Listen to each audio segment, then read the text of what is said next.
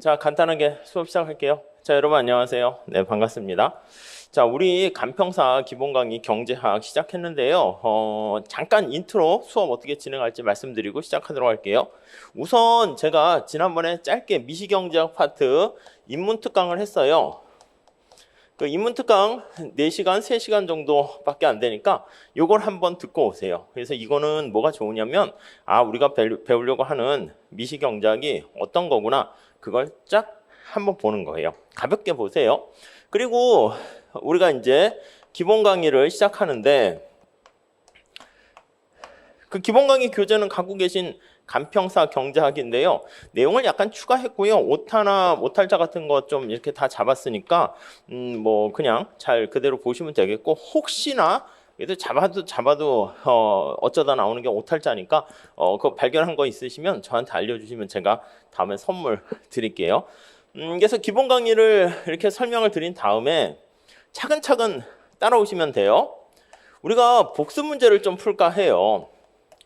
근데 이 복습 문제는 우리가 기본 강의만 듣고 또 객관식 기출문제 강의가 또 따로 있잖아요. 그 정도 가야지 실전에 갔을 때 문제를 좀 해결할 수 있는 거지, 지금 단계는 약간 우리가 봤던 내용을 리뷰한다는 차원에서의 복습 문제를 마련했어요. 그래서 지금 갖고 계신지 모르겠는데 이렇게 매번 한 챕터가 끝나거나 하면은 좀 이렇게 분량이 많은 거는 한 10문제 정도씩 해서 할게요. 난이도는 거기 보시면 난이도랑 중요도 표시해 놨는데, 난이도는 거의 별표 하나짜리다라고 생각하시면 돼요.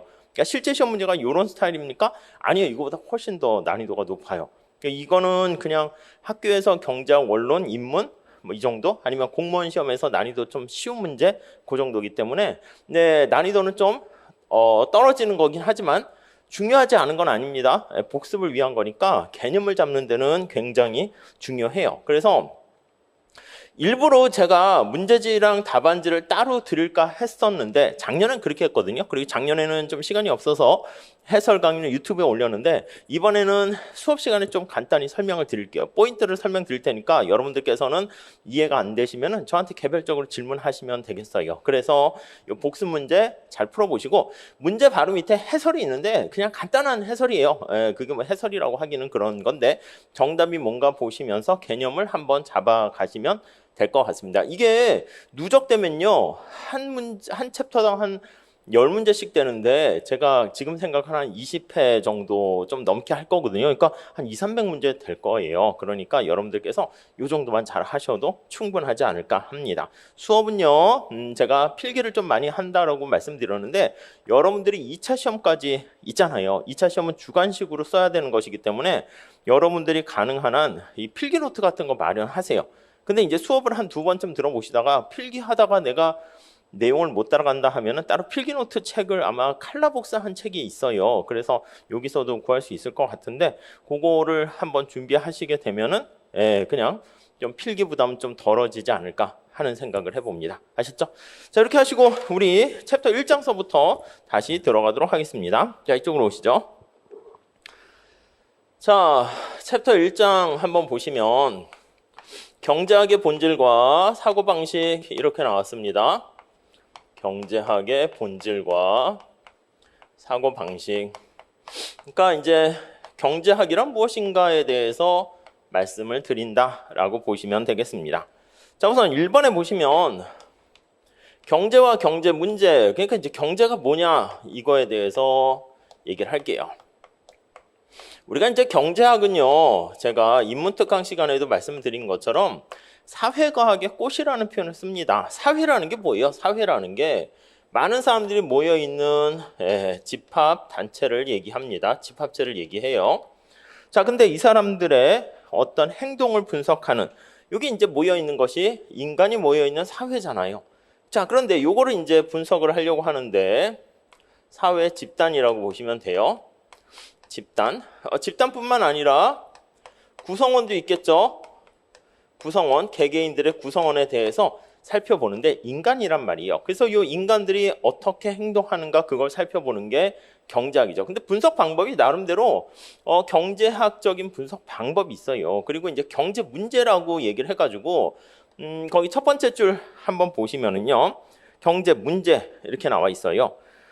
어떤 재화나 서비스를 누가 생산하고 얼마나 생산하고 그래서 그걸 분배해서 어떻게 소비하는가 관련된 문제를 경제 문제다 이렇게 얘기할 겁니다. 자, 다시요. 우리가 관심을 갖고 다루는 대상을 경제 문제라고 얘기할 건데 우리가 이제 입문 시간에도 말씀드린 것처럼 각각의 사회 집단에서 많은 사람들은요. 첫 번째는 살아야 돼. 그래서 간평사를 왜 공부합니까? 사실 뭐 여러 가지가 얘기가 있을 수는 있겠지만은 저요 생존하려고요. 살려고요. 그냥 뭔가 일을 해서 돈을 벌지 못하면 살기 어렵잖아요. 이 사람이 이제 생존을 위해서 사실은 선택을 하게 되는 건데 생존이요. 자, 생존을 하려면 뭔가 일을 해서 뭔가 돈을 벌어야 돼요. 그래서 거기 보시면은 어떤 재화나 서비스를 생산할 것인가, 생산할 때 무엇을 생산할까, 얼마를 생산할까. 자, 그 다음에 우리가 이걸 생산을 하게 되면요. 그에 따른 대가를 받게 돼요. 공짜로 생산하는 게 아니에요. 그래서 우리가 희소성이라는 걸 강조할 텐데요. 생산하게 되면 그거에 따라서 분배를 받게 됩니다. 노동을 제공했다 그러면 노동소득을 얻게 되고 자본을 제공했다 그러면 자본소득을 얻게 됩니다. 그럼 분배라는 게 이제 쉽게 얘기하면 돈을 버는 거야. 그래서 이걸 번 다음에 우리가 이걸 가지고 이제 소비를 합니다. 지출이라는 말을 쓰기도 할 거예요. 소비예요, 소비. 빵을 사기도 하고 뭐 자동차를 사기도 하고 뭐 이런 소비를 통해 가지고 우리가 생존뿐만 아니라 욕망을 충족해요. 효용을 만족시킨다 보시면 돼요. 이거 소비를 또 지속적으로 하기 위해서 또다시 생산하고 그러니까 이 흐름이 이렇게 약간 순환되는 그런 과정을 경제 문제, 경제 순환 과정 이렇게 얘기할 겁니다. 그래서 이렇게 여기 순환이라는 말에 좀 잘 생각을 해 두시면 되겠습니다. 자, 그래서요 우선 첫 번째 아니 이런 경제 문제는 왜 생기는데 라고 하면은요 우리가 이제 사실 인간이 이런 선택을 하게 되는 가장 큰 이유가요. 첫 번째 보시면은요. 희소성이라는 말이 있죠. 그거에 별표를 하셔야 됩니다. 모든 문제의 출발점은 이 희소성에서부터 생겨요. 자, 우리가 희소성은 이제 보통 자원이 희소하다 이렇게 얘기하는데요. 자원이 희소하다. 근데 여기서 말하는 자원은요, 우리의 어떤 욕망을 충족시켜 줄 수 있는 말 그대로 돈 같은 것도 자원이에요. 돈. 시간도 자원입니다. 에너지 다 자원이에요. 네, 이해 가십니까? 여러분들이 시간이 되게 많으면 뭐 간평사를 할까 뭘 고민해요. 고민 안 해도 되고요. 또 돈도 되게 많고 그러면 어느 학원 다닐까 뭘 고민해요. 그냥 뭐 우리 신림동에 있는 모든 학원들을 다 그냥 종합반 수강 신청하면 되는 거잖아요. 가고 싶은 거 그냥 들으면 되는 거죠. 근데 현실에서는 돈도 제한되어 있고 시간도 제한되어 있고 에너지도 제한되어 있기 때문에 이 희소성이라는 문제 때문에 그래서 우리는 어떤 문제에 봉착합니까? 라고 하면 앞에 계속 얘기할 건데 선택이라는 문제에 직면한다 라고 보시면 될 것 같습니다. 그래서 우리가 첫 번째 이 챕터에서 보셔야 될 가장 중요한 것은 경제학이 뭘 다루는 거냐라고 할 때 그 경제 문제가 발생하는 것은 희소성 때문이다라고 보시면 되겠어요. 이번에 보시면 희소성은 사회 구성원들의 욕망에 비해서 그 욕망을 충족시켜 줄 수 있는 수단인 자원인 수단이라는 말 동그라미 치세요. 수단인 자원이 상대적으로 부족하다 이렇게 생각하시면 되겠습니다. 사실 우리가 생각하는 재벌이나 돈 많은 사람들도요. 돈도 풍부하고 그렇지만 그 사람들은 역시 또 시간도 에너지도 희소하기 때문에 어떤 측면에서 보면 인간의 욕심은 무한히 많고 그걸 충족시켜 줄 수 있는 자원은 희소하다라고 생각하시면 될 것 같습니다. 자, 그 정도만 정리를 할게요. 자, 그래서 우리가 인간은 경제학은 뭘 다루는 겁니까? 라고 하면 선택을 다루는 거다 이렇게 얘기하면 되거든요. 근데 앞서 말씀드린 것처럼 인간에 대해서 다루는데 이 인간이 지금 학원에서 공부를 하고 있어요. 학원을 가는 선택을 할 수도 있고요. 이걸 선택하지 않으면 잠을 잘 수도 있고요. 아니면 코로나 시국에 어쩔 수 없이 여행을 갈 수도 있고요. 등등 많은 선택을 할 수 있는데 이걸 동시에 한 번에 할 수 없다고. 왜냐하면 시간이 제한되어 있고 이 사람이 동시에 같은 장소에 존재할 수 없기 때문에 가장 자기가 원하는 것을 선택을 합니다. 자, 그러면 우리 뒤에도 계속 할 건데 이런 것들은 어떻게 돼요? 학원을 선택하게 되면 이걸 초이스를 선택을 번역한 거예요. 초이스를 하면 다른 이런 것들이 있잖아요. 다른 선택지는 포기하게 돼요. 포기하게 되고, 여러분 이런 것들을 포기하게 되면은 사실 눈을 비비고 졸려 죽겠는데 학원을 왔단 말이야. 근데 잠을 잤으면 여러분들이 사실은 그것도 행복, 효용, 만족을 누릴 수 있는 건데 그걸 포기했잖아요. 아쉬움이 남는 거죠. 근데 어쩔 수 없어. 지금 나의 뭐 인간의 우리 선택은 동시할 수 없기 때문에, 그래서 이걸 포기하게 되고 그 결과 아쉬움이 남게 되는데, 아쉬움이 남는 대가를 치릅니다. 대가를 우리가 뒤에 하겠지만 기회비용이다 이렇게 얘기합니다. 기회비용을 치르게 된다 이렇게 정리하시면 되겠어요. 자, 다시 정리해 볼게요. 제일 중요한 단어가 희소성과 선택, 그 단어라고 보시면 돼요. 자, 그래서 이제 거기 밑에 재화, 서비스, 자원은요, 우리 경제학할 때 살짝 배우는 용어들인데 가볍게 보세요. 그걸 물어보진 않을 거예요. 자, 3번 보시면 재화와 서비스와 자원 이렇게 나와 있습니다. 재화라는 건요, 거기 보시면 우리가 경제재랑 자유재 이렇게 얘기할 거예요.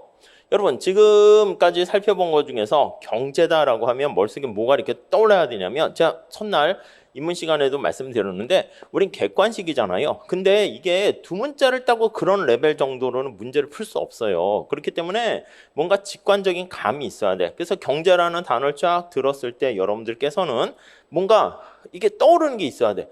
제일 중요한 게 뭐냐면 선택이라니까. 자, 그래서 우리가 재화 중에서 경제재라고 있잖아요. 경제재와 자유재라고 있어요. 뭐 간단한 거라서 따로 설명은 넣지는 않았습니다. 자, 경제재다라고 하면요, 이게 떠올라야 돼. 경제하면 선택이라고 계속 얘기하고 있잖아요. 뭔가 대가를 치러야 된다라는 그런 재화를 경제재다라고 보시면 돼요. 그래서 경제재는 대가를 치러야 된다. 대가가 있는 거예요. 네, 뭘 선택하면. 자유재라는 건 이제 뭐냐면요, 번역을요, free를 번역한 거예요. free-하다 이렇게 얘기하는 건데, 이렇게 free 이렇게요. 자, 이거는요 지금 얘기한 것처럼 대가를 치르지 않는다 이렇게 생각하시면 돼요. 그러니까 대가를 치르지 않는다는 얘기는 바로 공짜다 이렇게 보시면 되겠습니다. 그래서 여러분들께서는 자유재다, 공짜재다 이렇게 생각을 하시면 되겠어요. 아시겠죠? 자, 우리가 관심의 대상으로 삼는 거는 자유재는 아니에요. 대가를 치르지 않는 거는 관심 대상이 아니고 경제재를 대상으로 분석한다. 이렇게 보시면 되겠습니다. 자, 그 다음에 거기 보시면 소비재와 생산재가 있어요. 이 용어 정리하는 건데요. 소비재. 이 시험 문제거리는 아닙니다. 그리고 요것 위에 것만 잘 체크하세요. 생산재. 이렇게 나와 있는데, 자, 거기 소비재는요, 말 그대로 소비자가 사용해서 만족을 얻게 되는 거야. 그래서 거기 보니까 보리가 일반 소비자에 의해서 보리차를 만드는 데 사용되면 그건 소비자가 되는데요. 뭐 보리를 이용한 어떤 음료, 청량 음료를 만든다. 회사, 기업으로 들어간다. 그러면 그거는 생산재가 돼요. 그래서 이 생산재로 사용된다는 건 약간 어떻게 보면 인풋으로 사용되면 중간재라고 볼 수도 있는데, 인풋으로 사용 시 투입물로 사용되면 생산재다. 그렇게 보시면 되겠습니다. 자, 그 다음에 세 번째 보시면 서비스 이렇게 나와 있어요. 옛날 책에서는 이걸 용역이라고도 이렇게 번역을 합니다. 용역. 이것도 이제 거래가 되는 관심 대상이 되는데요. 거기 보시면 물건은 아니야. 자, 우리 앞에 나와 있는 재화를 이렇게 구분했죠. 여기 보시면 경제재, 자유재, 소비재, 생산재 이런 것들을요 우리가 퉁 쳐서 뭐라고 하냐면 재화 이렇게 얘기를 할 거예요. 이 약간 눈에 보이지 않습니까? 눈에 이렇게 보여요. 눈에 보이는 경우를 재화라 그러고요. 서비스 같은 경우는 눈에 보이지 않습니다. 그래서 거기 보시면은 물건은 아니지만 사람에게 쓸모가 있는, 우리한테 소중한 거야. 이걸 사용하게 되면 우리 의료 서비스라든가 강의 서비스라든가 이걸 하게 되면 뭔가 만족을 누리게 되는 거죠. 그래서 이것도 대가를 치러야 돼. 그러니까 이게 자유재 아닙니다. 그래서 거기 보시면 경제재와 같이 돈이나 노력을 들여야 얻을 수 있고, 예를 통해서 보세요. 눈에 안 보여. 이렇게 안 보여. 자, 그 예를 들어서 거기 나와 있듯이 의사의 진료 서비스 같은 경우 생각해 보시면 의료기구가 필요합니다. 그렇기 때문에 의사 선생님의 의료 서비스 같은 경우도 이렇게 재화나 서비스가 같이 가는 경우가 많아요. 강의하는 서비스도 마찬가지죠. 분필이나 칠판이나 이게 있으니까 강의의 효율성을 높이는 거잖아요. 그래서 이 강의 자체는 눈에 보이진 않지만 강의를 활용하는 데는 이런 재화도 필요하다. 이렇게 보시면 되겠습니다. 자, 4번은요. 우리가 흔히 어떻게 얘기할 거냐면 재화 눈에 보이고 서비스 눈에 보이지 않습니다. 이 둘을 퉁 합쳐가지고요. 서비스도 노동 서비스도 시장에서 거래가 된단 말이죠. 그래서 이걸 퉁 합쳐서 요거 둘을 상품이다 이름을 그렇게 붙여요. 커머디티 이렇게. 그래서 우리가 재화나 서비스를 굳이 구별할 필요 없는데 이거를 좀 용이하게 사용을 하려면 상품이다 이렇게 해서 얘기를 할 테니까 그 정도 봐주시면 되겠습니다. 자, 넘어가도록 합시다. 그래서 여기서 제일 중요한 거는 희소성과 선택 그렇게 보시면 되겠어요. 자, 그 다음에 요 자원에 관련된 약간 생산 요소를 조금 더 설명을 드리도록 할게요. 생산 요소. 자, 생산 요소는요, 우리 경제 문제라는 게 생산, 그리고 분배, 소비, 지출 이런 과정이라고 그랬어요. 일련의 과정이라고 했는데 뭔가를 생산할 때는 인풋이 있어야 되지 않겠습니까? 무에서 유를 창조하는 건 아니거든요. 자, 그래서 첫 번째 생산 요소는요. 사람에 해당하는 이게 노동이에요. 노동. 레이버다 이렇게 생각하시면 되겠고 레이버 해서 우리 앞으로는 L이라고 쓸 겁니다. 자, 인적 자원에 해당하고요. 그 다음에 자본이라고 먼저 할게요. 자본은 이렇게 노트북 같은 거 있잖아요. 책상이라든가 칠판이라든가 노동에 뭔가 도움을 줄 수 있는 그러한 어떤 도구라고 보시면 돼요. 우리 사업할 때 자본금 이런 건 아니고요. 캐피탈이라고 해서 K라고 쓸 거예요. 아셨죠? 네. 자, 그리고 우리가 뭔가를 만들거나 기업을 설립할 때 땅이 있어야 됩니다. 그래서 토지 나와 있죠. 토지. 맨 땅에다가 공장을 지을 수는 없으니까 그래서 이렇게 세 가지 생산 요소를 가장 중요한 본원적이라는 말을 써요. 너무 민감하게 신경 쓰지 마시고 이런 것들이 인풋이 되겠구나. 요즘 같은 경우 이것만 있는 게 아니고 뭐 지식 같은 널리지 같은 그런 것도 필요하겠지. 그런 것들도 당연히 들어가는데 전통적인 경제학에서 이렇게 한 세 가지 정도만 얘기하고요. 지식 같은 거는 왜 뺍니까? 뺀 건 아니고 그건 집어넣으면 되는 거잖아. 우리가 원리를 배우는 거예요. 무슨 말씀인지 아시겠죠? 그래서 우리가 미적분이나 수학을 이용하게 되면 그걸 자체를 쓰는 건 아니고 그걸 알아야지 무슨 우주선을 우주에 쌓아 올리고 그런 역할까지 할 수가 있게 되는 것입니다. 자, 그리고 자본재를 볼게요. 캐피탈 구즈 원래는 C라고 써야 되는 거죠. 근데 독일어에서 나와서 K라고 우리가 쓸 거예요. 그리고 자연적으로 주어진 게 아니라 여기 사람하고 토지는 자연적으로 주어진 거 아니겠습니까? 이거는 신이 인간을 만들고 땅을 만들었다라고 하면 이건 자연적으로 주어진 거지만 여기 나와 있는 자본이라는 것은 거기 나와 있는 것처럼 인간이 만든 거예요. 사람이 만든 거예요. 그러니까 이 자본이라는 것은 인간이 만들어 이렇게 보시면 돼요. 어떤 도구 같은 것도 우리가 만드는 거죠. 우리가 흙을 파는데요. 삽이라든가 어떤 포크레인이 없게 되면 어떻게 되겠습니까? 그러면은 맨손으로 땅을 팔 수는 없잖아. 생산성이 되게 떨어진다. 그러니까 도구 이용하게 되는 것이죠. 그 정도 봐주시면 되겠습니다. 자, 지금까지는 약간 인트로로 너무 간단한 얘기만 했어요. 조금 경제학적으로 들어가기 위해서 우리가 제일 중요한 단어가 희소성이라고 말씀드렸어요. 희소성. 이거는 공짜가 없이 반드시 대가를 치른다라는 거예요. 이 희소성을 나타내는 곡선을 하나 볼 겁니다. 그래서 기회비용. 아까 뭔가 희소성 때문에 우리는 선택을 해야 되고 그걸 선택하게 되면 반드시 대가를 치른다라고 말씀드렸어요. 그게 바로 기회비용이다. 이렇게 보시면 돼요. 우리 경작 동네에 왔으니까 앞으로요. 약속합시다. 기회자는 뺄 거예요. 그래서 우리 회계학도 여러분 이제 하실 텐데 거기서 얘기하는 뒤에 다시 비용 파트에서 할 거예요. 암묵적, 명시적 비용까지 다 포함하는 그런 것을 기회비용이라 그러고 회계학에서는 눈에 보이는 것만 우리가 비용으로 간주할 거예요. 그래서 뭐 그건 뒤에 다시 할 것이고 우리는 경제학 동네에 왔기 때문에 그냥 모든 비용은 다 기회비용이다. 이렇게 보시면 되겠습니다. 자, 우선 첫 번째 1번 한번 보시면 경제적 효율성이라는 말 있어요. 효율성이라는 말 잘 체크해 주세요. 효율성과 생산 가능 곡선. 우리 이것도 약자 정리해 주세요. 생산 가능 곡선이 PPC 이렇게 생각을 하시면 되겠습니다. 자, 우선 효율성 다시 한번 생각할게요. 우리 입문 시간에도 말씀드리긴 했는데 효율성이 뭡니까? 라고 하면 야, 너는 말이야 공부를 효율적으로 해야 돼. 이런 표현을 써요. 이 효율성이 뭐라고 생각하세요? 효율성. 뭐 알듯 말듯한데 설명은 잘 해주기 어렵다. 근데 여러분들께서는 설명을 해줄 필요까지는 없어요.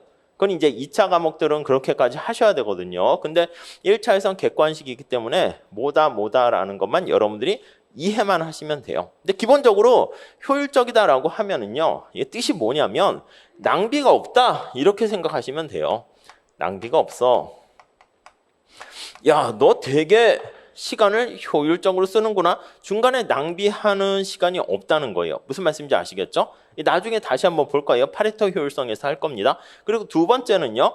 독점 시장이 비효율적이다 이런 식으로 해. 그럼 효율성이 아니다라고 하면 비효율적이다라고 하면요. 그게 뭐냐면 낭비가 있어 이렇게 돼요. 독점이 왜 나쁩니까? 프라임이 만약에 이쪽 간평 시장이 독점이 됐어. 그럼 학원 입장에서는 나쁠 게 없단 말이야. 근데 왜 우리 경제학에서는 독점은 나빠요? 이렇게 되냐면 경쟁자가 없으면 나태해지고 낭비를 하게 될 가능성이 높아지게 되는 거예요. 최선을 다 안 하게 된다는 거죠. 무슨 말씀인지 아시겠죠? 자, 그래서 우선 효율성이라는 그 개념을 직관적으로 체크하시면 되겠고요. 자, 우선 1번 한번 다시 보세요. 희소성으로 인해서 거기 한번 밑줄 치시죠. 이러한 낭비 없어 이거 왜 해야 됩니까 하면 근원 자체가 저 앞에 희소성 때문에 발생하는 거야. 아니 우리가 돈이 엄청나게 많고 시간도 많고 이러면 우리가 이렇게 선택할 때 고민할 필요가 없다니까요. 그런데 우리가 이제 희소성이라는 문제에 빠져 있기 때문에 어쩔 수 없이 선택을 할 수밖에 없고요. 그 결과 낭비 없이 선택하는 거, 그걸 우리가 뭐라고 얘기할 거냐면 거기에 밑줄 또 하나 치세요. 합리적이라는 말. 느낌이 다 동일한 표현이라고 생각하시면 돼요. 합리적인 어떤 선택을 해야 되는데 여기서 합리적이다라는 뜻이 바로 무엇입니까? 라고 하면요. 레셔널이다 이렇게 보시면 되겠어요. 자, 레컨이라는 단어에서 나왔대요. 어원이요. 그러니까 합리적인 선택은요. 우리가 매 순간 레컨 생각하는 거야. 생각하는 거. 내가 요거를 할까 저걸 할까 했을 때 나한테 이득이 되는 것을 매 순간 선택하게 되는 그 과정, 일련의 과정. 그게 합리적이야. 그러니까 이왕이면 낭비 없이 가장 좋은 선택하게 되는 것을 얘기할 건데요. 우리는 보통 교과서에서는 앞으로 합리적 선택을 했다라는 것은 여러분 똑같아. 똑같은 1년이라는 시간을 투자했으면 이왕이면은 점수를 고득점하는 게 제일 좋고요. 그게 아니라 내가 간평사 시험에 1차를 합격하는 게 목적이다, 2차를 합격하는 게 목적이다. 그럼 빠른 시간 안에 붙는 게 좋은 거죠. 그래서 좋은 거는요, 우리가 맥스를 합니다. 이제 맥시멈이 아니라 맥시마이즈를 명사로 만든 거야. 맥시마이제이션 이렇게 얘기할 거예요. 극대화한다라는 표현을 써요. 또는 최대화한다라는 표현을 쓸 거예요. 그리고요. 점수는 극대화, 행복은 극대화, 만족은 극대화, 이유는 극대화 이렇게 얘기할 거고요.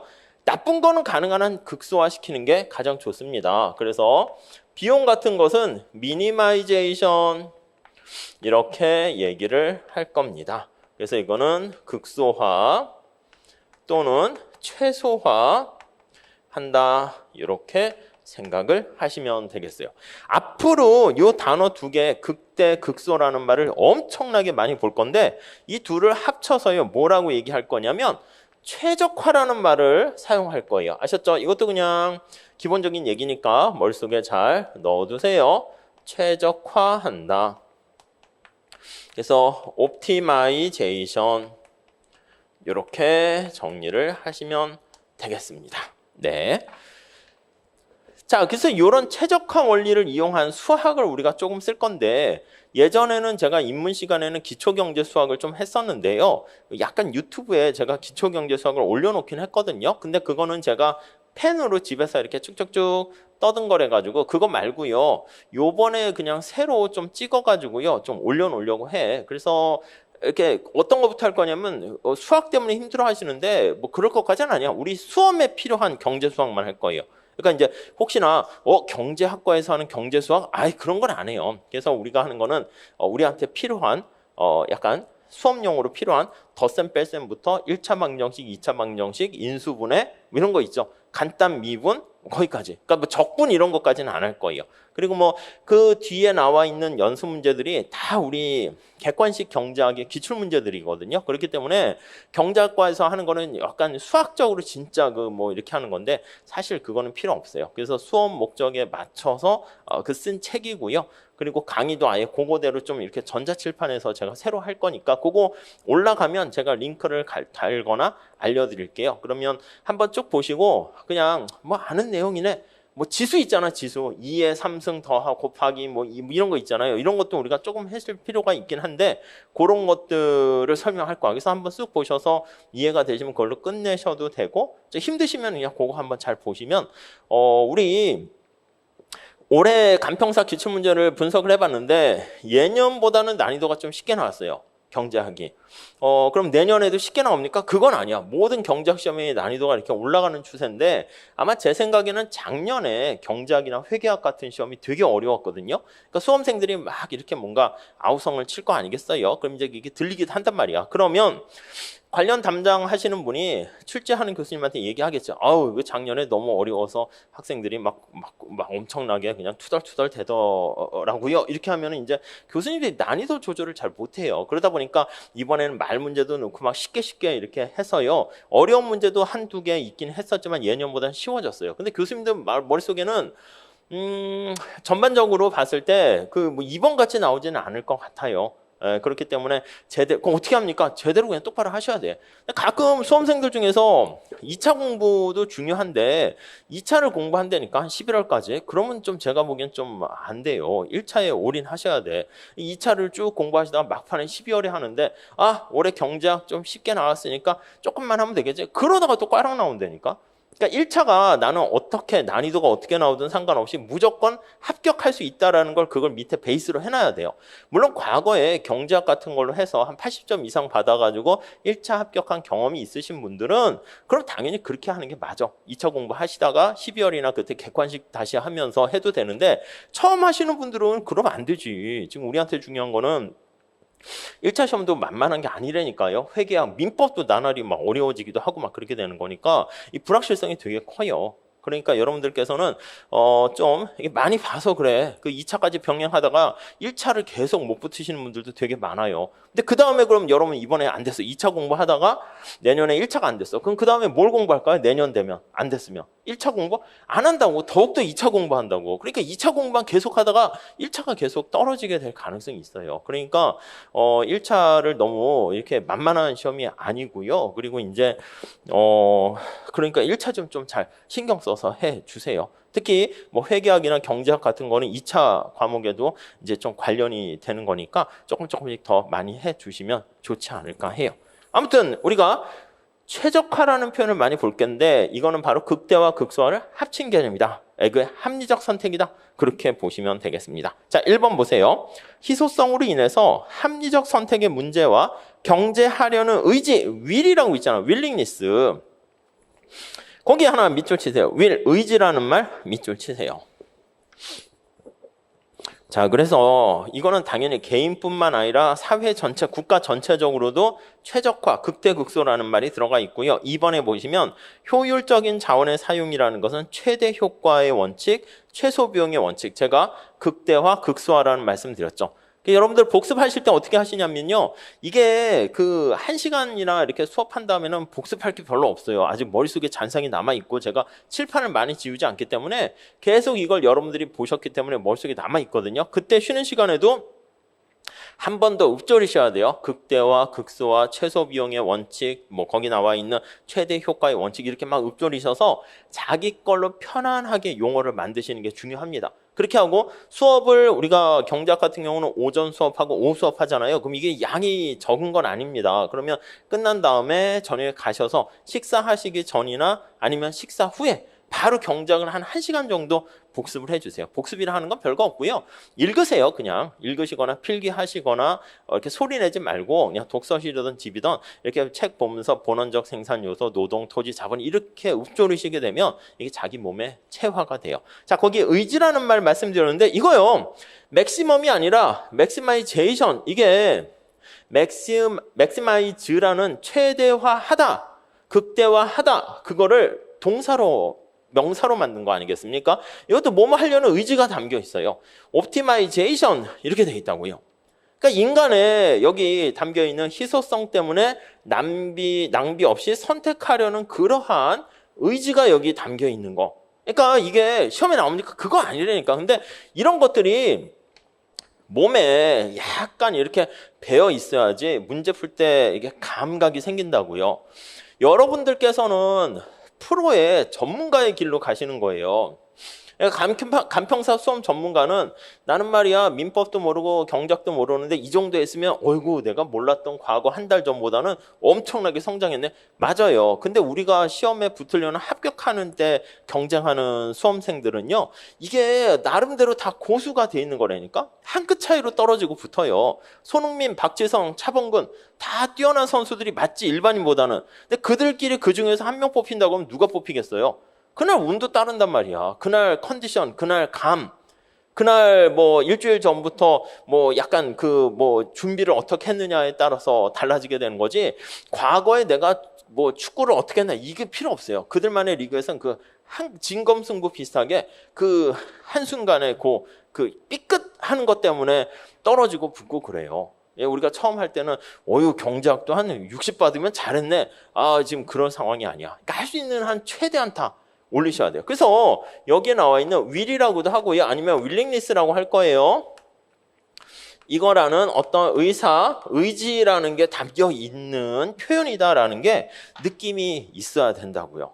아시겠어요? 그래서 이제 그런 것들을 제가 기본 강의 때는 좀 많이 말씀드리고요. 문제 자체는 맛보기로 좀 말씀드리겠지만 이거를 좀 더 담금질하는 거는 좀 객관식까지도 좀 이렇게 쭉 가셔야 돼요. 객관식 같은 경우는 자, 욕심이 많아가지고 시험 문제도 어려워지는 추세고 해가지고 난이도를 쭉 올려서 좀 양을 이제 두껍게 이렇게 했었거든요. 그리고 또 제자분들 중에서 이렇게 열심히 잘하시는 분들이 많아가지고 제가 문제를 많이 풀어드렸는데 문제 풀 거 더 없습니까? 이런 분들이 많이 있더라고요. 제가 봤을 때 안 풀어도 되는데 그래가지고 풀어들 문제까지도 거기다 다 집어넣다 보니까 책이 두꺼워졌는데 또 작년에 계속 얘기를 들어보니까 너무 양이 많아요 해가지고 미시것이 합쳐가지고 간평사용에 맞춰가지고 객관식도 새로 이번에 할 거거든요. 그렇게 해서 그거는 문제를 많이 풀어드리고 추가적인 드릴 게 있으면 이렇게 제가 유인물로 해가지고 무슨 회계사 시험이나 이런 거 추가적인 것들은 다시 또 더 할까 해요. 더 하실 분은 더 하시게. 무슨 말씀인지 아시겠죠? 그래서 지금까지는 제가 객관식 문제 같은 경우도 이렇게 가장 뭐 언제나 어떤 시험이 나오더라도 한 80점, 90점 이상은 맞을 수 있도록 그렇게 했었는데 이번엔 좀 낮춰서 한 70점 정도로 다운시키고요. 추가적인 난이도 있는 심화 문제는 따로 이렇게 좀 더 드리거나 할까 합니다. 그래서 뭐 그렇게 부담이 과하거나 그렇지는 않을 거예요. 자, 그래서 거기 1번, 2번, 3번 보시고 밑에 참고는 여러분들이 한번 봐보세요. 거기 보니까 경제 원칙과 비효율제 이렇게 있어요. 이거 시험 문제는 아니고 참고는 그냥 읽을 거리로 보시면 돼요. 사무엘슨이라는 유명한 경제학자는요, 경제 원칙을 무시하고 자원을 낭비하거나 오용하는 사람은 그것도 죄를 짓는 거라고 보는 거야. 아니, 생각해 보세요. 여기 가뭄에 물이 이제 없어가지고 목마른 사람이 있는데 여기 물이 있다니까 물이 있는데 어떤 사람은 이 물이라든가 아니면 백신이라든가 아니면 마스크라든가 이게 되게 필요한 사람이 있잖아. 근데 만약에 우리가 뒤에 나중에 하겠지만 정부가 필요한 사람한테 적재적소에 주지 않고요. 필요 없는 사람한테 저 목 안 말라 죽겠어요? 근데 저한테 물을 많이 줬어. 그럼 제가 물을 한 컵 마시고 어떻게 하겠습니까? 버린다고요. 그냥 낭비가 되는 거죠. 더 필요로 하는 사람한테 갔으면 이 물이 아주 잘 사용이 되었을 텐데 그렇지 못한 거야. 그러니까 결국은 낭비가 있다? 이거 제가 봤을 땐 죄를 짓는 거예요. 가끔 그런 거 있잖아. 여러분 거기에 너무 스트레스 받지 마세요. 어떤 사람은요 능력이 좀 뛰어난 사람이 있을 수 있어. 능력이 한 200치의 능력치야. IQ도 200이고 해서 머리도 되게 좋은 사람이야. 어떤 사람은요 능력이 좀 떨어질 수 있어. 한 80 이렇게 되는 사람일 수 있어요. 근데 이 사람은 최선을 다해서 자신의 능력 80점까지 받아가지고 최선을 끌어올렸는데 얘는요 그냥 미소 지으면서 띵까띵까 하면서 공부했는데 100점을 맞았어. 자기의 능력의 절반치를 쓴 거지. 근데 누가 성과는 좋아? 얘가 좋단 말이야. 그래서 야, 나는 이렇게 능력이 뛰어나고 으스름머리 거만하게 하는데 이러면 벌 받는다니까요. 사무엘슨 말에 따르면. 우리가 만약에 잘 모르겠는데 현생 인류 지금만 살지 않고 다음에 다시 뭐 태어난다 이렇게 되면 여기 God가 있다고 할게요. God. 신이 있어. 그럼 신이 봤을 때는 얘 뭐야? 야, 얘한테 이런 능력과 재능을 줬는데 손흥민이 이제 어느 정도 자기가 꿈을 이제 이뤘다고 생각해서 그다음부터는 슬렁슬렁 하는 거야. 그래서 자꾸 자신의 잠재력을 최대한 발휘하지 않고 이렇게 하면 신이 얘한테 화내지 않겠습니까? 야, 네가 지금 능력 있는 거 알겠는데 너한테 준 거 다 내가 준 건데 너 말고 약한 사람과 세상에 좀 빛과 소금이 되라고 좀 해서 줬는데 뭐 절반만 사용해? 얘는 최선을 다해서 사용했단 말이지. 그럼 만약에 그 다음에 다시 태어나면 신이 얘한테 이만큼의 능력을 주겠어요? 안 주겠어요? 야, 너는 있어봤자 능력도 발휘 못하고 사회에 진짜 낭비를 하는 비효율성의 죄를 범하게 되는 거니까 너 그 다음에 능력 한 20만 줄게. 나머지 180을 얘한테 주는 게 훨씬 더 낫단 말이에요. 그러니까 제가 우리가 시험 공부하는 거 있잖아요. 합격해서 간평사로 하는 것도 되게 중요한데 조금 여러분들이 여러 개 되면 뭐 그런 걸 얘기하는 거야. 내가 가지고 있는 능력치는 어디까지 될까? 한번 그걸 실험을 해보세요. 그러니까 우리가 뭐 신년이 되면 뭐 담배를 끊을까 이렇게 다짐하는 거랑 비슷하게 내가 하루에 공부 시간을 10시간씩 1년, 2년을 쭉 할 수 있을까? 이 대단한 거 아닙니까? 10시간 정도나 8시간이나 사람에 맞춰서 하는 거죠. 수업을 이렇게 비가 오나 눈이 오나 학원에 나오거나 해가지고 빠지지 않고 꾸준히 할 수 있을까? 그걸 할 수 있는 사람은요, 간평사일 뿐만 아니라 뭘 해도 다 성공을 해요. 그러니까 우리가 가끔 보면 TV에 뭐 서장훈, 강호동, 뭐 가수던 뭐던 해가지고 어느 한 분야에 획을 긋는 사람들이 있잖아요. 그 사람들 보면은 와 룰루랄라 이렇게 하지만 그 사람이 자기의 어떤 목표 의식이 생겼을 때는요 눈빛이 달라진다고요. 그러니까 제가 봤을 때 뭐 강호동은 뭐 강의를 하던 뭐 축구를 하던 뭐 아마 다 잘했을 것 같은데. 그러니까 이제 그런 걸 한번 보여줘야 된다는 거지. 그러니까 여러분들도 간평사로 나 먹고 살 그것도 있겠지만 내가 얼마까지 나의 능력의 최대치가 뭔가 이걸 한번 테스트하는 거야. 힘들지, 당연히 힘들지. 매일매일 10시간씩 공부하는 거 그게 쉬워요? 학원 강의를 아침부터 쫙 듣고 저녁 먹고 또 공부하라고? 이거 뭐 고등학교 때도 그렇게 안 했는데 맞아요. 근데 그걸 한번 지금 해 보셔야지. 그래야 나중에 여러분들이 간평사로서 어떤 일을 하게 될 때도 내가 어디까지 일을 할 수 있는가 그거를 자기가 알아야 돼. 자기 자신을 알아야지. 그래서 만약에 위에 있는 대표가 일을 던졌는데 이건 내가 감당할 수 없는 그런 일이야. 그럼 못한다고 얘기해야지. 못하는데 자기가 가만히 있어서 할 수 있다고 하면 그 조직 자체한테 피해를 주는 거 아니겠습니까? 그러니까 할 수 있는 건 할 수 있고 못하는 건 못하는 이거를 알아야 된다고. 공부도 마찬가지입니다. 어떻게 경제학에 나와 있는 모든 문제를 다 풀어요? 그게 아니라 공자님이 얘기한 것처럼 내가 아는 게 뭐고 모르는 게 뭔가 그걸 아는 게 아는 거야. 되게 웃기긴 하죠. 그러니까 회계학 문제도 그렇고요. 이 문제를 내가 시간 안에 풀 수 있는가 풀 수 없는가 이걸 분간을 해야 된다니까. 근데 실력이 없으면 그걸 분간을 못해. 그래서 가끔 교수님들이 안 풀어도 될 만한 못 푸는 강사들도 풀기 힘든 그런 문제를 한 5개를 넣는단 말이야. 거기에다가 시간 투자하다 보니까 거기에 5분, 10분 하다 보니까 망하는 거라니까요. 그래서 이 문제는 시간 안에 풀 수 없는 문제군. 이 문제는 간단한 문제군. 그런 것들을 여러분들이 빨리 캐치해내셔야 되는데 그게 사실 실력인 거죠. 그래서 이제 시작이니까 여러분들이 좀 이렇게 가슴에 손을 얹고요. 한번 다짐을 해가지고 얼마나 이렇게 할 수 있는가, 자신의 능력치를 최대한 발휘를 할 수 있는가 이걸 한번 좀 생각을 해본다는 측면에서 한번 해보세요. 한번 거기 좀 읽어보시면 될 것 같고요. 자, 3번에 보시면 이 모든 거를요. 생산 가능 곡선이라는 거에 반영해서 표현을 할 겁니다. 자, 생산 가능 이름에 많은 것들이 담겨 있어요. 곡선 이렇게 정보가 나와 있습니다. 자, 이 가능이라고 나와 있잖아요. possibility. 그러니까 내가 희소한 노동과 자본을 통해서 최대한으로 얼마까지 생산할 수 있는가 그거를 하는 거야. 내가 말이야 주어진 시간과 주어진 돈과 이걸 통해서 1년 동안 간평사 시험 준비를 하는데 경제학하고 회계학 점수 어디까지 한번 끌어올릴 수 있는가 그걸 한번 생각해 보는 거죠. 자, 그래서요 생산이 가능한 점들을 연결한 곡선이에요. 거기 내용을 볼게요. 한 사회에 자원과 기술이 주어져 있을 때 약간 이거 뒤에 나중에 할 겁니다. 그 사회가 모든 자원을 효율적 밑줄 치세요. 그러니까 이 가능 곡선이기 때문에 효율성을 달성하는 효율적이라고 할게요. 달성하는 점들의 집합이다라고 보시면 되겠습니다. 자, 그래서 기술적으로 오른쪽에 보시면 소비재 생산량, 생산재 생산량 이렇게 있는데 그냥 점수 가는 곡선이라고 보시면 되겠어요. 이쪽에다가 경제학이라는 과목이 있고요. 여기다가 뭐 민법이라고 할게요. 과목에 점수가 있어요. 두 과목만 있다라고 합시다. 자, 1년 동안 주어진 시간을 최대한 다 해서 경제학이라는 점수는 80점. 이거는 뭘 얘기하는 거냐면 여기가 원점 제로가 되는 거니까 민법 점수는 빵이죠. 경제학 점수를 80점 받게 된 점을 나타내고요. 나는 모든 노동과 자본, 시간을 다 민법이라는 점수에 투자했다 그러면 민법은 뭐 90점까지 받을 수 있다 할게요. 요 점은 뭐냐면 경제학은 빵점, 민법은 90점 이렇게 되는 거예요.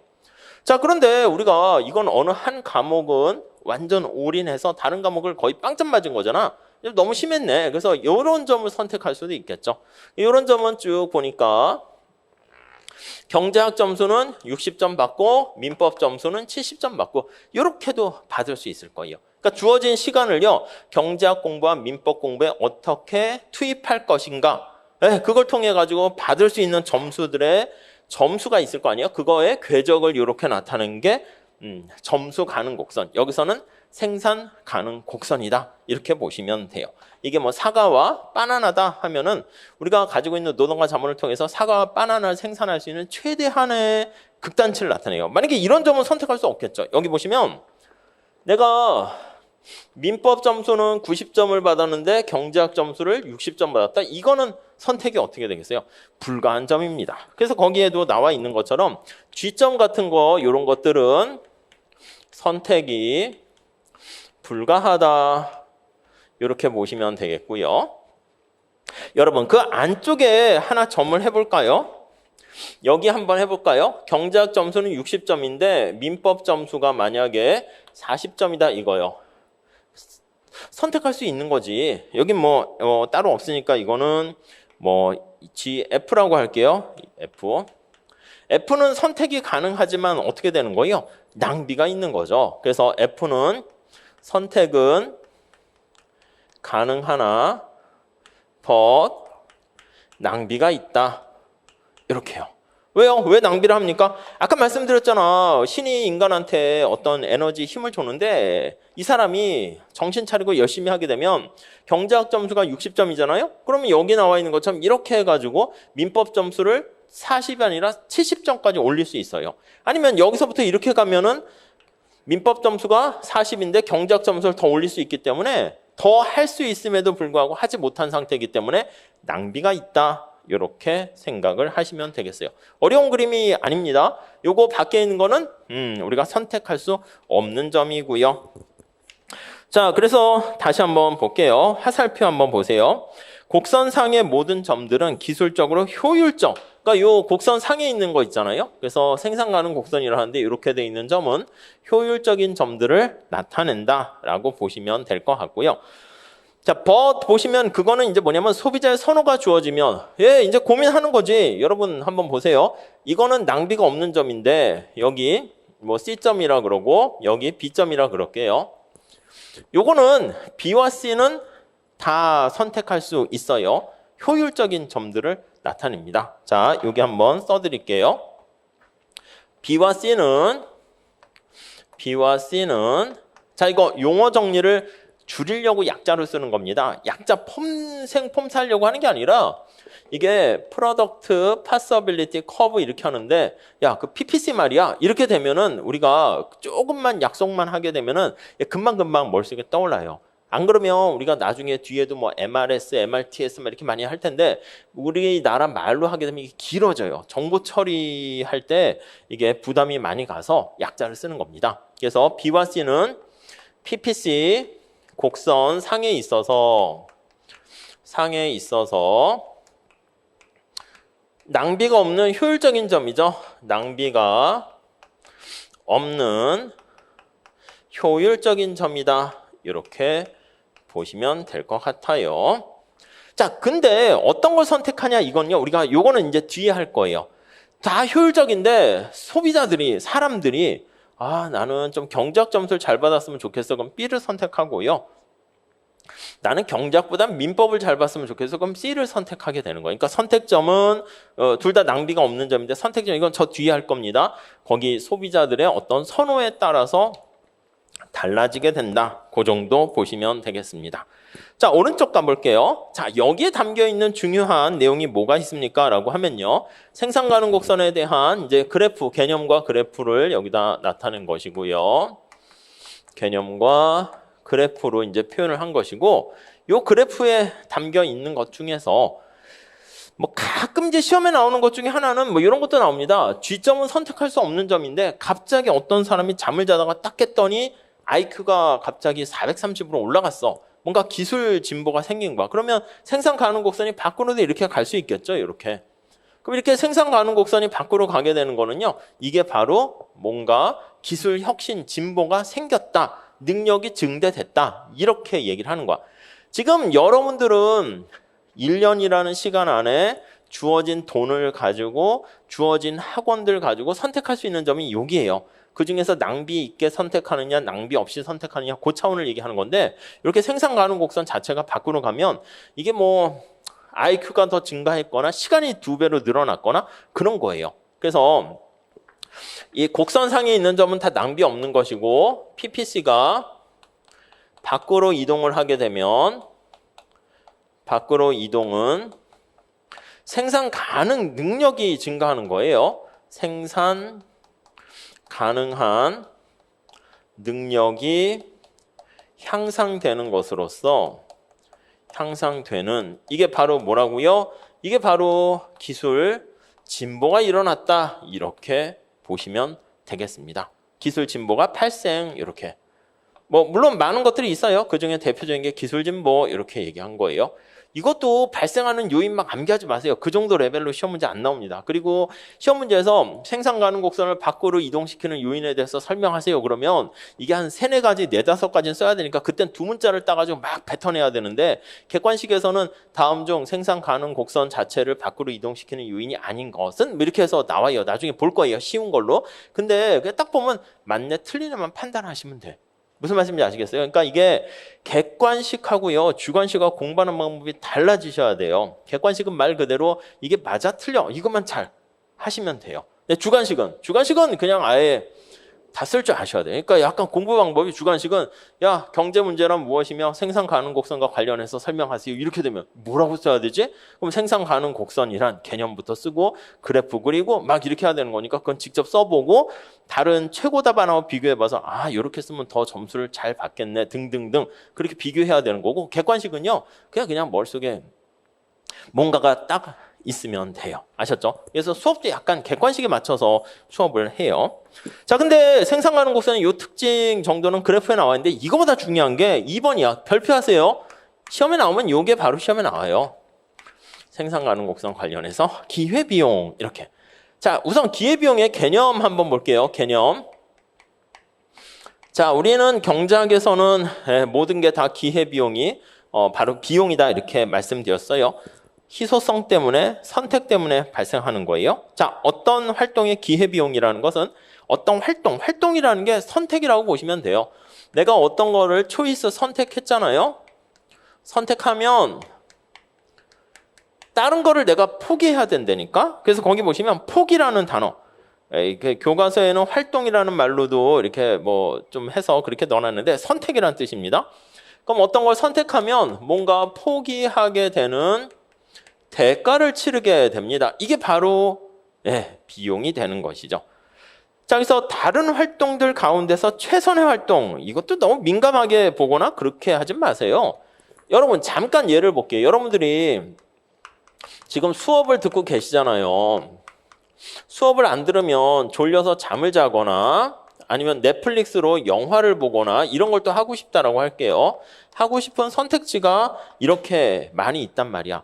근데 우리가 지금 전제적으로 하는 거는 이걸 동시에 선택할 수 없다는 게 깔려 있어요.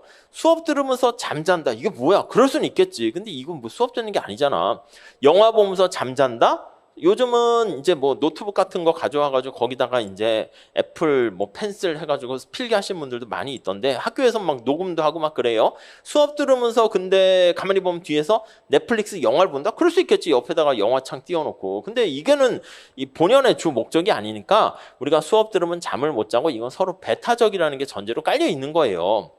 그러니까 가끔 그냥 이렇게 민감하게 신경 쓰지 마세요. 여기에 너무 하지 마세요. 이거는 고등학교 수능용에서나 뭐 그럴 수는 있는데 그걸 왜 말씀드리냐면 가끔 지금 얘기한 것처럼 질문해요. 저 교수님 수업 들으면서 잠자고 이럴 땐 기회비용이 어떻게 됩니까? 그런 문제 안 나온다니까요. 그러니까 그게 창의적인 게 아니라 그냥 지금 얘기하는 거는 그냥 기회비용 개념을 설명하는 것이고 밖에서는 뭐 그렇게 할 수 있겠죠. 그런 건 여러분들이 그때 그걸 응용하시면 되는 거예요. 시험 문제에서는 약간 특히 경작이 딱딱 떨어지는 듯한 느낌이 있기 때문에 뭐 응용을 한다 해서 뭐 지금과 같은 그런 것까지는 하지 마세요. 그러니까 이러면 객관식에 오히려 약하게 됩니다. 아셨죠? 자, 다시 정리할게요. 자, 우리가 이렇게 많은 선택지가 있는데 그중에 내가 수업을 선택했습니다. 수업을 선택하게 되면 앞에서 말씀드린 것처럼 이 모든 것들은 어떻게 된다? 포기하게 됩니다. 포기. 아이고 나 이런 것도 했으면 좋았을 텐데 하고 아쉬움이 생긴다고요. 근데 수업을 들으면 잠도 못 자고 영화도 못 보고 하는데 이것도 여기서 동시에 할 수 있는 게 아니잖아. 잠자면서 영화 보고 동시에 할 수 없으니까 내가 포기한 것들 중에서 당신은 수업을 들으시면서 발생하는 가장 아쉬웠던 게 뭡니까? 아 저요 어제 너무 졸려가지고 잠잤으면 좋겠는데요. 이게 가장 아쉬운 수업을 하면서 요거를 포기하니까 요게 기회비용이다 이렇게 보시면 돼요. 그러니까 잠자는 게 아쉬움이 발생하는 거예요. 그래서 어떻게 볼 수 있냐면 포기하는 것 중에서는 최선의 가치고요. 최선의 가치이고 아니면 전체에서 뭐예요? 전체에서는 얘가 1등 아니야. 그러니까 이걸 선택했겠지. 그러니까 이거 수업까지 포기한 전체에서는 세컨드 베스트예요. 차선이에요. 차선책. 차선책이 기회비용이다. 대가다. 이렇게 보시면 돼요. 자, 너무 민감하게 하지 마세요. 아셨죠? 그냥 가볍게 뭘 선택하게 되면 공짜가 없으니까 반드시 대가를 치러야 되는데 그 포기한 것들 아쉬움이 남네. 근데 이 포기한 것들을 동시에 할 수 없으니까 포기한 것 중에서 제일 아쉬움이 뭔가 꼭 돈뿐만 아니라 보이지 않는 그런 것까지도 다 대가를 치러야 되는 게 기회비용입니다. 2번, 선택에는 다른 기회를 포기하는 데 따른 비용이 수반된다라는 거 알 수가 있어요. 자, 그게 이제 기회비용인데, 자, 여기도 마찬가지입니다. 여기 개념이고요. 거기 3번이 이제 중요한 거예요. 3번에 밑줄 별표 치세요. 기회비용이 체증하는 법칙 이렇게 있습니다. 자, 이건 뭐냐면 살짝 한번 볼게요. 자, 그림 한번 왼쪽에 있는 거 다시 볼게요. X제고요. YZ라고 할게요. 사과고요. 바나나 해도 되고 경제학 점수고 민법 점수 이렇게 보시면 돼요. 자, 이게 생산 가능 곡선이 이렇게 있습니다. 우리 약자로 씁니다. 프로덕트, 파서빌리티, 커브 이렇게 돼 있어요. 자, 그러면 정리 한번 해볼게요.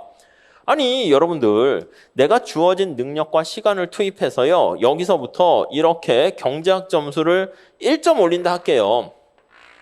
1점, 뭐 10점 해도 상관없는데 요만큼 증가시키기 위해서는요. 공짜가 없죠. 내가 경제학에 시간을 투자하게 되니까 당연히 어떻게 민법 점수를 이만큼 포기해야 되는 거죠. Y가 이만큼 감소해야 되는 거예요. 이해 가세요?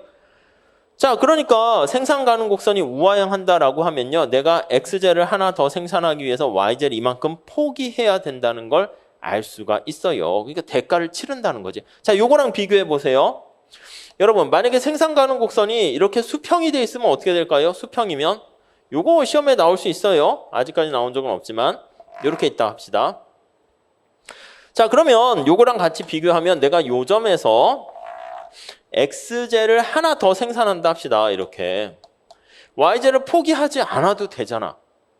내가 경작 점수를 1점 더 올리는데 민법 점수가 감소해요 안 해요? 안 하잖아. 그대로 있단 말이에요.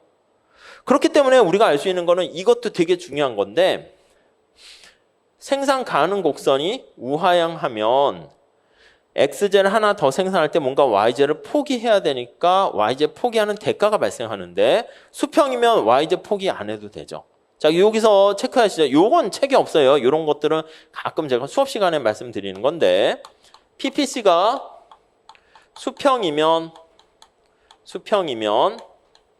자, 이게 뭐라고 해요? X제와 관련된 X제를 추가 생산 시 경제학 점수를 추가 생산 시 Y제가 감소합니까? 안 합니까? Y제 감소가 없어요. Y제 감소가 이게 대가야, 대가가 없어. 이렇게 된다고요. 없어. 이해되세요? Y제를 포기하지 않아도 돼요. 이 얘기는 뭐야? 기회비용이 발생하지 않는다는 얘기예요. 그래서 여기서 한 단계 더 들어가면 그러면 기회비용이 X제가 관심이에요. 언제나 관심사는 수평축 X제. 앞으로 계속 얘기할 거예요. 기회비용이 X제의 기회비용이야. X제를 생산하는 데 따른 기회비용이 빵이요. 이렇게 된다고요. 자, 그러면 생산 가능 곡선이 우하형하면 어떻게 되겠어요? X제 생산할 때 Y제를 포기해야 되잖아. 기회비용이 있다. 이 뜻입니다.